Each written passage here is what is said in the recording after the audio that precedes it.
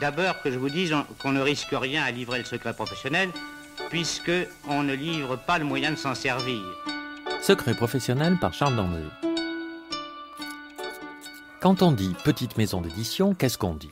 Est-ce qu'on ne satisfait pas à une interprétation commerciale des choses ? Petite maison d'édition, ça signifie le plus souvent petit chiffre d'affaires. Or, on pourrait aussi bien dire qu'une maison est petite par la faible qualité des livres qu'elle publie, et citer de grosses maisons d'édition en chiffre d'affaires qui sont en réalité petites par la qualité de ce qu'elles publient, et vice-versa.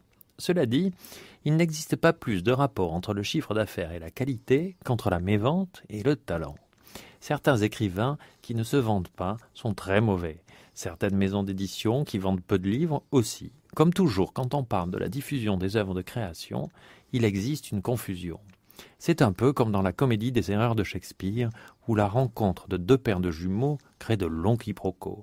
La littérature est un commerce, l'édition aussi. Seulement, ce n'est pas tout à fait le même commerce. La littérature, c'est un commerce de l'esprit. L'édition, c'est un commerce de l'argent. Ça serait simple si ça s'arrêtait là.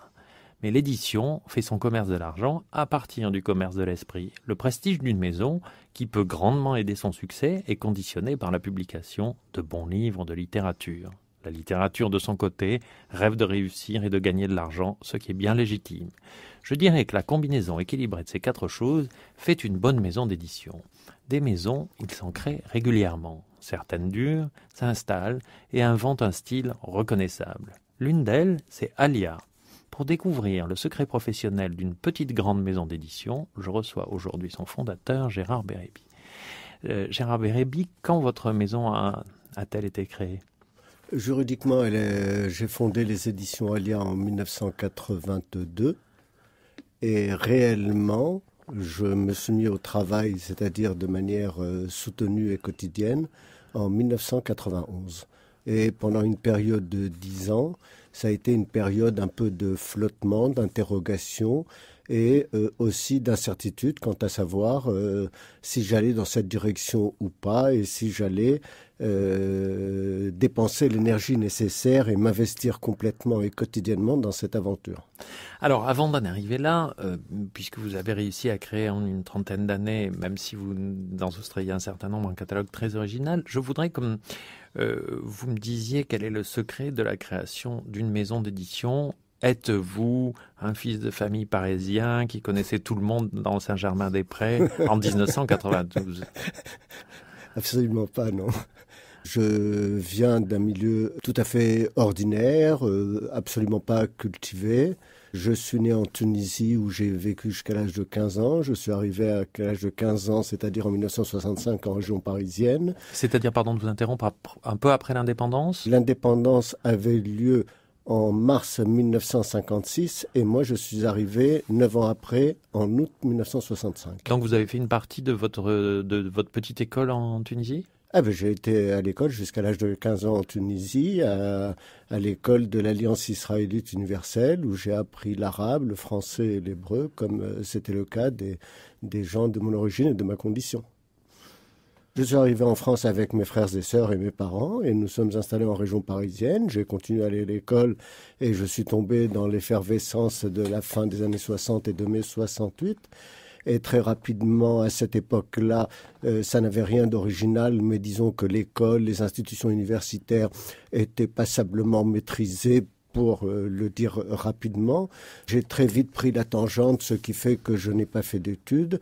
Donc, pour en arriver là où j'en suis, à la tête des éditions Alia, et pour répondre plus précisément à votre question, je ne suis pas un fils de famille de ce milieu-là, du milieu de l'édition, comme cela arrive, mais comme cela n'arrive pas aussi.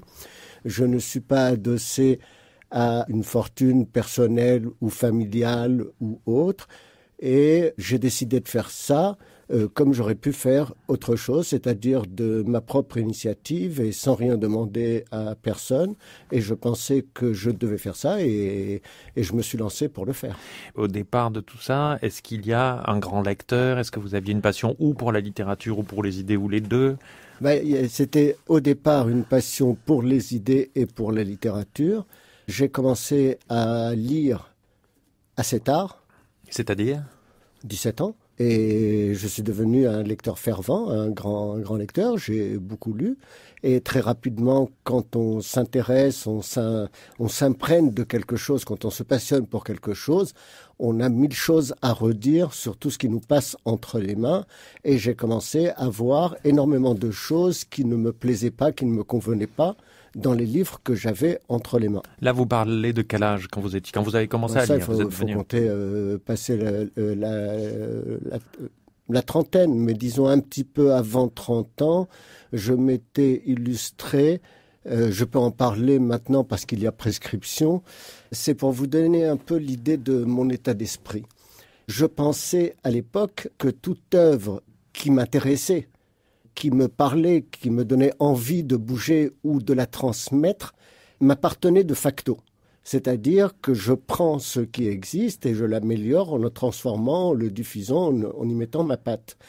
Et à l'époque, j'avais lu un livre d'Aragon qui s'appelait Le Traité du style et qui était publié chez Gallimard.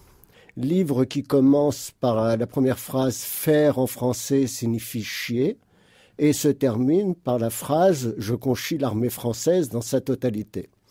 À 28 ou 29 ans, c'est-à-dire on est en 1978, c'est quelque chose que j'avais reçu avec une grande charge émotionnelle, et j'avais appris que l'auteur, vu son évolution politique, s'opposait à sa réédition.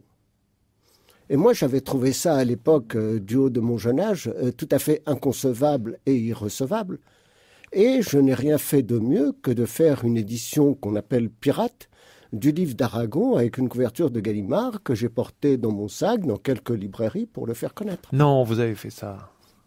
Et vous avez trouvé un imprimeur? Vous avez fait ça vous-même? Comment est-ce que vous avez fait? J'ai fait comme on fait aujourd'hui. Il y a un imprimeur, on apporte des éléments et on fait imprimer un livre. Ah, mais ça, c'est une chose que vous n'avez racontée nulle part, je crois. Une fois, mais de façon discrète. Ah, soyons indiscrets. Alors, et comment vous ont accueilli les libraires? Parce que les libraires savent bien que... C'est-à-dire que je l'ai mis en vente dans quelques librairies, mais à l'époque, il y avait des libraires qui se plaignaient un peu moins qu'aujourd'hui. Il y avait des libraires, disons, qui prenaient un petit peu de risques. Il y avait, il y avait un peu d'irrévérence dans l'air. Et est-ce qu'Aragon l'a su? Il était toujours vivant? Je pense qu'il l'a su, d'autant plus que j'avais établi un tampon pour me servir pour un petit facturier où j'avais intitulé la maison d'édition qui n'existe pas et qui avait fait ce faux les éditions du souvenir.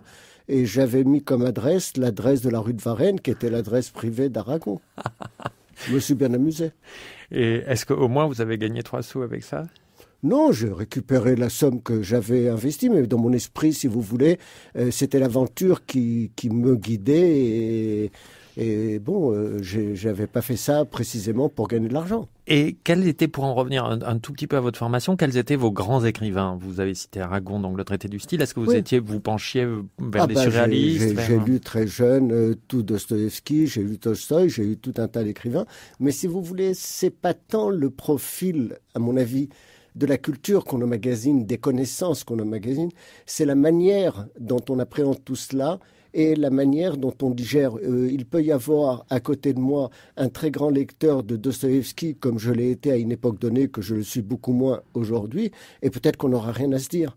Ça fonctionne pas un peu comme une carte de visite ou une référence, c'est l'approche et l'intégration subjective d'une œuvre que peut faire un individu qui la ressort après en avoir pris connaissance et après l'avoir digéré, avec sa propre sensibilité et avec ce qu'elle peut lui apporter, en ce sens, comment elle l'enrichit et comment elle le transforme. Et en ce sens, c'est très différent d'un individu à l'autre, à mes yeux. Et donc, nous étions là en 78 avec ce faux Aragon. Vous avez fondé Alliant en 82. Donc, qu'est-ce qui se passe pendant ces années? Vous étiez un fêtard, vous ne faisiez rien? Moi, je ne faisais rien. C'était l'époque, c'est-à-dire qu'on pouvait vivre avec pas grand-chose. C'était pas un problème de trouver un travail du jour au lendemain. C'était pas un problème d'habiter à droite à gauche ou de trouver un logement. Ce qui fait que pendant, disons, mes 20 et 40 ans, j'ai fait beaucoup de choses, mais socialement parlant, je n'ai pas fait grand-chose. Et qu'est-ce qui vous pousse donc en 82 définitivement à dire je vais rentrer dans le commerce et faire de l'édition? C'est-à-dire que je travaillais depuis 1975, donc j'avais 25 ans, à faire des recherches j'ai voyagé un peu partout en Europe pour ça, autour du mouvement situationniste qui m'avait profondément marqué dans les années 68. Vous avez fait la Révolution en 68 ? J'étais dans la rue comme tout le monde, c'était assez banal, prendre des pavés, jeter ça sur les flics, c'était une chose qu'on relève pas, quoi. C'était très quelconque. J'ai aucun mérite, si vous voulez, et pas plus d'originalité. C'était, disons, un mouvement de société assez général et encore plus un mouvement générationnel. Mais c'était presque tout le monde faisait ça. Et donc vous vous intéressiez aux situationnistes ? Oui. Et j'ai commencé à faire des recherches, c'est-à-dire que très vite, en m'intéressant au mouvement situationniste que j'ai découvert vers la fin du mouvement situationniste, allez savoir pourquoi, je me suis intéressé à d'où venaient tous ces individus et ce qu'ils avaient fait avant d'être connus à ce moment-là, en 1968, parce qu'avant, c'était un groupuscule tout à fait confidentiel, connu de quelques dizaines, voire vaguement quelques centaines de personnes.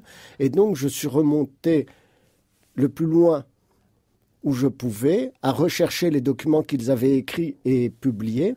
Et j'avais dans l'idée de faire un livre qui était une masse de documents qui dressait un peu la cartographie de l'origine du mouvement situationniste. Et pour ça, je remontais à 46-47 avec le mouvement lettriste et d'autres mouvements qui s'étaient associés à eux pour créer en 1957 l'Internationale situationniste. Et plus j'avançais dans mes recherches et plus j'accumulais les documents, plus j'avais entre les mains un livre qui était un livre monstre en fait. Et très rapidement, j'ai compris, sans avoir fait de tentative, que c'était très difficile à l'époque de trouver un éditeur pour faire ça. Et c'est un peu la raison qui m'a conduit à créer une maison d'édition. C'est pas la seule, mais ça a joué un rôle important. Dites-moi, d'où vient l'origine du nom de votre maison ? Des toilettes. Des toilettes. Les toilettes, Alia, que les hommes connaissent beaucoup plus fréquemment que les femmes, parce que les hommes urinent debout, et quand on lève la lunette de la cuvette des toilettes, 3 fois sur 4, en France en tout cas, la marque c'est Alia, l'idée est venue comme ça. Il n'y a pas un peu de Duchamp là derrière aussi ? Bah forcément. Donc vous créez Alia en 82, quel est le premier livre que vous publiez ? Mes inscriptions de Luce Kuttner, un surréaliste belge. Et ça a marché ? Pas du tout. Pas du tout. Vous aviez un diffuseur, vous étiez déjà structuré ? Pas du tout. Très vaguement, mais ça marchait pas, quoi. C'est-à-dire que je faisais des livres pendant 10 ans. J'ai fait 30 livres en 10 ans, de 1982 à 1991.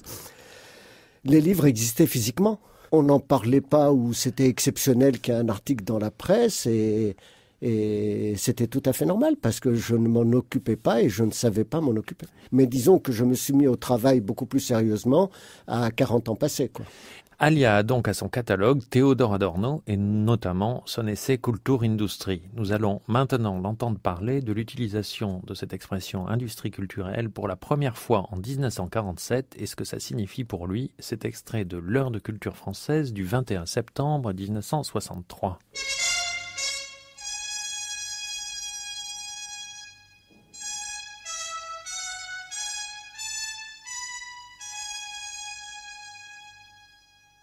Les marchandises culturelles de l'industrie se règlent, comme l'ont dit Brecht et Suhrkamp il y a déjà 30 ans, sur le principe de leur commercialisation, et non sur leur propre contenu de sa construction exacte.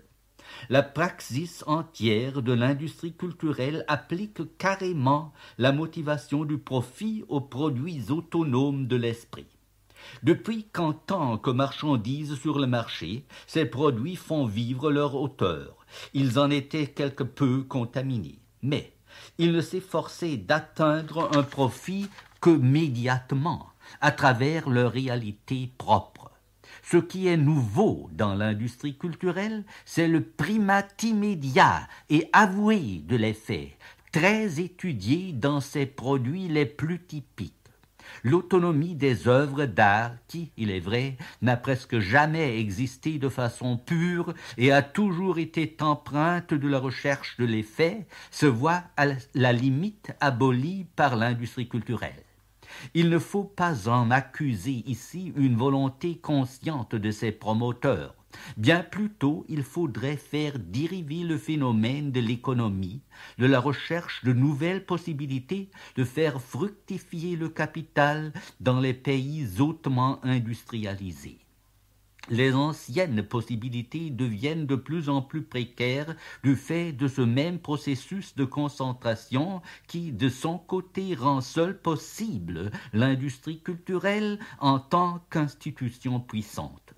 La culture qui, d'après son propre sens, non seulement obéissait aux hommes, mais toujours aussi protestait contre la condition sclérosée dans laquelle ils vivent et par là les honorait. Cette culture, par son assimilation totale aux hommes, se trouve intégrée à cette condition sclérosée.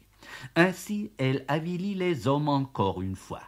Les productions de l'esprit dans le style de l'industrie culturelle ne sont plus aussi des marchandises, mais le sont intégralement. Gérard Bérébi, nous en sommes donc à la Renaissance d'Allier en 1992. Mais avant de parler plus précisément de votre catalogue, je voudrais qu'on parle d'une chose très importante, et en particulier pour vous, c'est la présentation des livres. Car après tout, les livres, c'est aussi un objet, et c'est peut-être ce qui, dans le futur, fera la différence avec les livres sur Internet. Vous avez créé des objets très spécifiquement élégants, cousus, qui coûtent plus cher, mais qui tiennent mieux. Expliquez-moi un peu ça.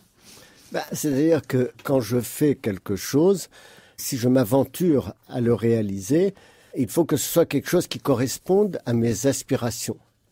Et donc, si vous voulez, je ne pouvais pas faire un livre qui soit peu ou prou ressemblant au livre que je pouvais voir sur le marché et qui me tombait des mains et que je trouvais passablement dégoûtant. Donc, si vous voulez, j'ai appris. Patrick Lebedev faisait les couvertures, j'ai créé la maquette intérieure alors que je n'ai aucune formation de graphiste. Et on apprend tout quand on fait quelque chose, hein.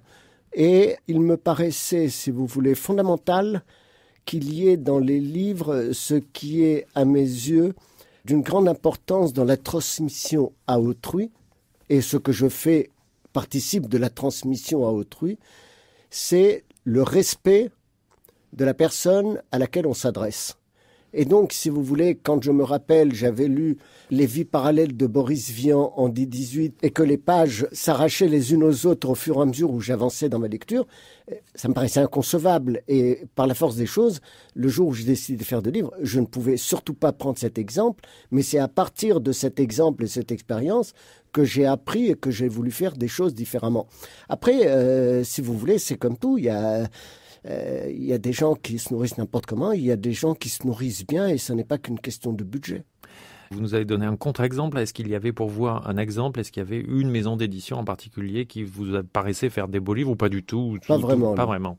D'ailleurs, ça c'est intéressant ce que vous dites parce que c'est aussi une entreprise commerciale, une maison d'édition, et ça coûte plus cher de faire ce que vous faites. Donc c'était un risque de vendre des livres plus chers parce que voilà, un livre cousu c'est plus cher qu'un livre collé, des rabats c'est plus cher que pas de rabat. C'est pas si cher que ça. Ça ne veut pas dire que c'est donné. Mais simplement, on est dans un monde, dans une époque où tout le monde a tendance à faire comme tout le monde. Et se distinguer est une chose assez facile. Il suffit de vouloir autrement et de tenter de le faire. Et mes livres coûtent peut-être un petit peu plus cher tels qu'ils sont faits, mais je ne suis pas sûr qu'ils coûtent si cher que ça par rapport aux autres. Donc, si vous voulez, les autres peuvent faire aussi bien, si ce n'est mieux. Simplement, c'est une question de goût, c'est une question d'œil, et je dois constater que tout le monde ne l'a pas, ou à défaut, que ça n'intéresse pas ces gens-là. C'est intéressant ce que vous dites, Gérard Bérébi, car on pourrait penser, avec ce que vous nous avez expliqué dans la première partie de l'émission, que vous avez créé un catalogue militant. Et les livres militants, c'est souvent des livres un peu crado, ça fait partie du truc. C'est-à-dire, c'est souvent des couvertures en papier craft, et ça fait partie du chic militant d'avoir des livres un peu dégoûtants. Donc vous, c'est bien le contraire de ça, et vous avez, enfin, le contraire, vous, ça n'est pas ça, et vous avez constitué un catalogue qui donc n'est pas, expliquez-moi, que ce n'est pas un catalogue militant où vous n'avez publié que du Guy Debord et des émules de Debord. C'est un catalogue ultra chic. Ce que j'ai tenté de faire, c'est de mettre en place un catalogue que l'époque ne permettait plus, c'est-à-dire un catalogue qui a une identité. Par exemple, j'achète des livres tous les jours ou presque, et bien évidemment, les livres que j'achète ne sont pas les livres que je publie. Donc, je trouve des livres que j'ai envie de lire ou que j'ai besoin de lire dans toutes les maisons d'édition qui existent sur la place. D'un autre côté, Je trouve les livres qui m'intéressent dans plein de maisons diverses et variées, mais je ne suis la politique éditoriale d'aucune maison. C'est-à-dire qu'on trouve à boire et à manger, c'est-à-dire tout et n'importe quoi dans la maison. C'est-à-dire une production gigantesque, une espèce de masse gélatineuse, et je vais là parce que je sais qu'il y a ce livre que je voudrais lire, que j'ai envie de lire ou que j'ai besoin de lire. Et j'ai voulu créer un catalogue qui ait une certaine cohérence, une certaine unité de pensée, ce qui ne veut pas du tout dire militant, ni politisé, bien que la maison soit politisée. Elle est politisée comment ? Elle est politisée à partir du moment où on publie un livre d'Adorno, comme vous l'avez cité à l'instant, tel que Culture Industrie, c'est prendre parti de facto sur la massification de la transmission culturelle, automatiquement. Et tout à l'avenant, c'est-à-dire tous les titres que je choisis participent, c'est-à-dire que je ne tiens pas de discours politique public, mais mes choix font fonction de discours politiques dans la mesure où ils alimentent un certain nombre de lecteurs.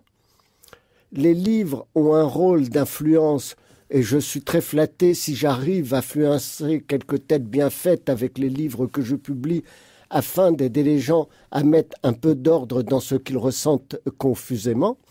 Et c'est de cette manière-là, si vous voulez, qu'on publie des ouvrages qui ont une position politique, mais sans préambule politique et sans rattachement à une quelconque chapelle. C'est-à-dire qu'il y a aussi des contradictions dans les choix, même s'il y a une cohérence et une unité. Et d'un autre côté, rien de ce qui est humain ne m'est étranger. Et aujourd'hui, j'ajouterais que peut-être que tout ce qui est barbare m'est familier. Donc je suis complètement imprégné dans le monde dans lequel je vis. Et à travers ma sensibilité qui s'associe à celle des gens qui m'entourent, j'arrive à faire des choix qui montrent un regard sur le monde dans lequel on vit, à travers la poésie, à travers la philosophie, à travers des livres sur la musique, à travers l'esthétique, à travers la critique politique. Pour ce qui est de la politique, Alia donne un peu l'impression de prendre une position sur la société contemporaine, comme vous l'avez dit, mais un peu par ricochet. C'est-à-dire que vous publiez pas des livres qui sont des livres d'intervention sur la société contemporaine à proprement parler. C'est parfois des livres de réédition comme Adorno, qui sont des livres qui ont 20, 30, 40 ans, qui sont pas loin de là plus mauvais pour autant, mais qui sont pas des interventions contemporaines. C'est juste, mais je publie aussi des essayistes contemporains. J'ai publié par exemple en 1991 Michel Bounan qui avait publié un livre qui avait fait du bruit à l'époque qui s'intitule Le temps du sida. Michel Bounan est médecin et il avait constaté que la grande presse rapportait régulièrement un certain type de propos des spécialistes, des découvreurs du rétrovirus du sida. Et il s'est aperçu que dans la presse spécialisée, c'est-à-dire dans la presse médicale, certains propos n'étaient pas rapportés. Et ce qu'il appelait les cofacteurs, c'est-à-dire dans la faiblesse de l'immunité d'un individu, les conditions de vie, les conditions d'hygiène, les conditions d'alimentation, la pollution industrielle, etc., jouaient un facteur important. À l'époque, il a été très critiqué comme étant un charlatan. Maintenant, ses propos sont repris un peu par tous les médecins et tous les spécialistes du sida. Si on doit, Gérard Bérébi, essayer de donner une définition, si on peut faire ça, de votre catalogue, il y aurait donc ces livres d'intervention. Il y a aussi des livres de musique qui sont importants pour vous, car je crois que vous avez découvert des auteurs importants qui sont devenus très à la mode. J'ai publié tous les grands noms de la rock critique anglo-saxonne qui étaient tous inédits en français au moment où j'ai commencé à le faire, c'est-à-dire, si je ne me trompe pas, en 1998 avec Val Marcus et son livre Some Lipstick Traces, tous les ouvrages de Nick Toshis, de Peter Guralnick, de John Savage, tous les grands noms de la rock critique anglo-saxonne ont été là. C'est une vingtaine de livres. La collection fait 23-24 livres maximum. Mais qui marque fortement la maison. Aussi, mais c'est ça qui me plaît, c'est qu'on peut entrer dans la maison par différents côtés.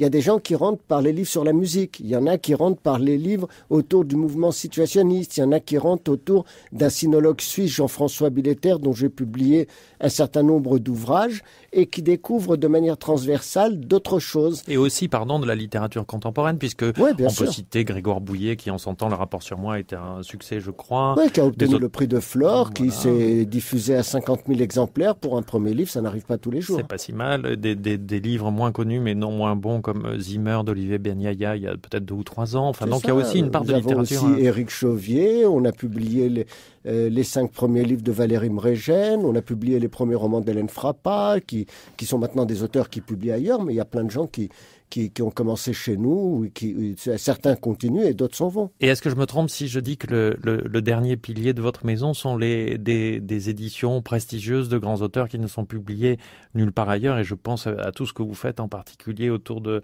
Léopardi, dont vous avez publié célèbrement le Zibaldone et d'autres traités. Vous devez avoir une 15aine de titres. Tous les livres de Léopardi, y compris sa correspondance complète, mais disons que ce projet...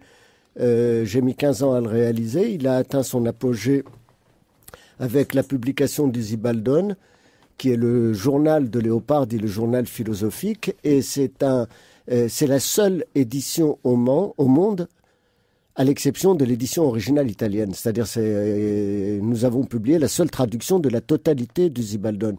Et ce qui m'a intéressé dans Léopardi, c'est que c'était un philosophe, c'était un poète, et c'est quelqu'un qui est mort à 39 ans. Et son Zibaldone était conçu, il avait lui-même établi des index dans son manuscrit pour établir un système philosophique. Et d'une certaine manière, je dirais, notre chance, c'est qu'il soit mort assez jeune, parce qu'il a laissé en l'état, et donc on n'a pas un système fermé, mais on a une pensée philosophique complètement ouverte, et on y entre par les arts, par la barbarie, par la civilisation, par des réflexions sur les langues, par toutes sortes de côtés, par des récits intimes. Et je pense que, si vous voulez, le geste politique d'avoir publié Léopardi, puisqu'il avait un système philosophique qui n'était pas achevé, fait que ça répondait à un besoin de notre époque où les grands systèmes philosophiques rencontraient un mur, se casser la gueule, c'est-à-dire on butait sur quelque chose et ce n'était plus des outils opérationnels pour nous aider à penser. Et quand Léopardi est arrivé, l'une des pensées que je me permettrai de citer rapidement et qui m'a beaucoup impressionné à l'époque et qui continue de me frapper et qui allait complètement à l'encontre de ce que je pouvais penser, et pour moi ça a été un choc, c'était qu'après la civilisation revenait la barbarie. Maintenant, s'il s'agit de constituer une bibliothèque italienne, allemande ou espagnole ou que sais-je encore, de qualité prestigieuse, etc., ça ne m'intéresse absolument pas. Ce qui m'intéresse, c'est de trouver des choses qu'on peut s'approprier et qui peuvent nous être utiles aujourd'hui. Gérard Bérébi, une dernière question. J'ai entre les mains là les petites œuvres morales de Léopardi qui sont publiées chez vous. Et je dis ça parce que tout à l'heure on parlait de coût des livres. Je ne voudrais pas laisser penser que vos livres sont chers. Ils sont chers pour vous, peut-être à fabriquer, car voici un livre cousu à Rabat avec un papier ivoiré qui contient beaucoup plus de pensées que n'importe quel magazine peut en publier pendant 1 an ou 10 ans ou 100 ans d'affilée. Et ça coûte seulement 15 €. Est-ce que c'est ça pour vous, l'édition ? Bah oui, c'est ça. C'est la transmission.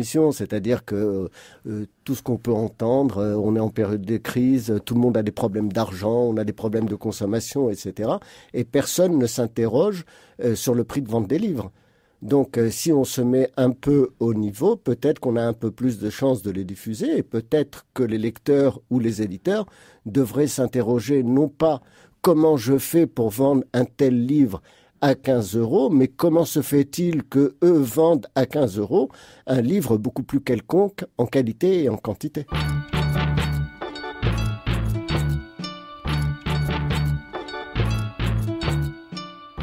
C'était Secret professionnel, le 97e. La semaine prochaine, à l'occasion du 100e anniversaire de sa publication, je parlerai du secret professionnel de Du côté de chez Swann.